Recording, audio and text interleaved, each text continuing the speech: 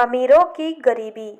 सालू दीदी रितु बेरी के डिजाइन किए हुए 2 लाख का लहंगा पहन तमाम जेवरातों से लदी फदी अपनी 25वीं शादी की सालगिरह में आए हुए मेहमानों की मेहमान नवाजी कर रही थी।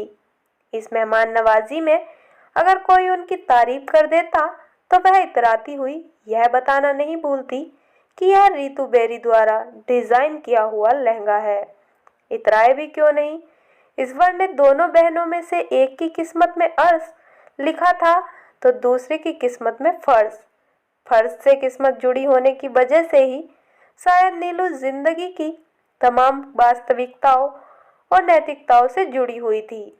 जहां सालू के पति ऐसे ओहदे पर थे जहां सामने से लक्ष्मी का आगमन कम तथा पिछले दरवाजे से ज्यादा होता था, वहीं नीलू के पति एक अध्यापक थे जिनका वेतन मुंशी प्रेमचंद के कथनानुसार पूर्णमासी का चांद ही होता था, जो महीने का अंतिम पखवाड़ा आते आते अमावस्या में तब्दील होने लगता।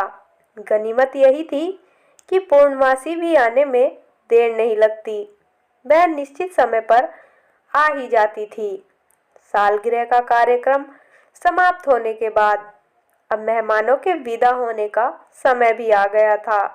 तभी भीड़ में से सालू दी नीलू का हाथ पकड़कर एक कमरे में ले गई। वहां उसने एक बॉक्स की ओर इशारा करके नीलू से कहा, इसमें रिश्तेदारों के यहाँ से मिली हुई बहुत सी साड़ियाँ हैं जो मेरे स्टैंडर्ड की नहीं थी, इसलिए मैं पहनी नहीं। तुम इन्हीं साड़ियों में से जरा छांट कर मेरे मेहमानों यानी देवरानी जिठानी सास नंदे भाभियों जिसके लायक जो लगे निकाल कर रख दो।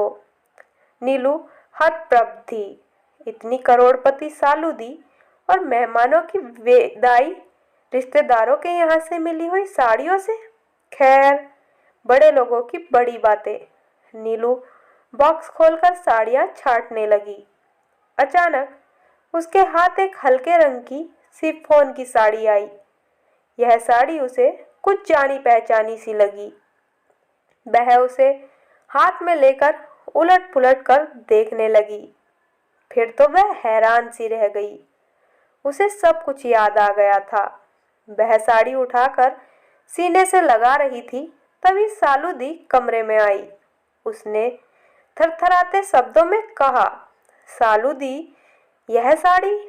वह अपनी बात पूरी भी नहीं कर पाई थी कि सालू दी बोली, हाँ, यह हल्के रंग की साड़ी सुलोचना दीदी के लिए रख दो, वह विधवा हैं, उनके लिए ठीक रहेगा। कहते हुए सालू दी कमरे से निकल गई। नीलू बेजान सी होकर साड़ी को सीने से लगाकर बैठ गई। उसकी आंखों के सामने उसकी माँ का चेहरा तैर गया और आंखें नम हो गई। 2 साल पहले कैंसर जैसी गंभीर बीमारी की वजह से माँ को दोनों बहनों में से किसी एक के पास रहना था, क्योंकि उसका भाई अभी छोटा था। सारी सुख सुविधाएं देखते हुए माँ ने भी सालू दी के पास ही रहने का फैसला लिया था। यह उचित भी था, क्योंकि नीलू के पास न तो इतनी सुख सुविधाएं थी और न सरकारी नौकरों का अमला। साथ ही उसके बच्चे भी अभी बहुत छोटे थे।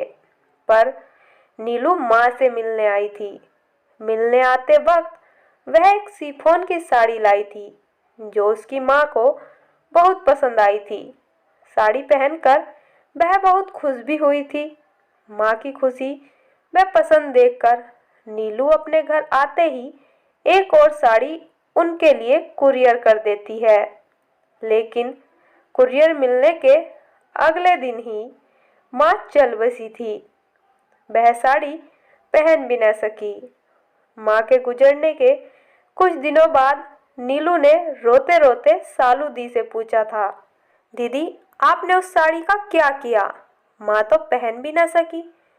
सालू दी का जवाब था, माँ की अंत्येष्टि में मैंने पंडित जी को दान कर दी।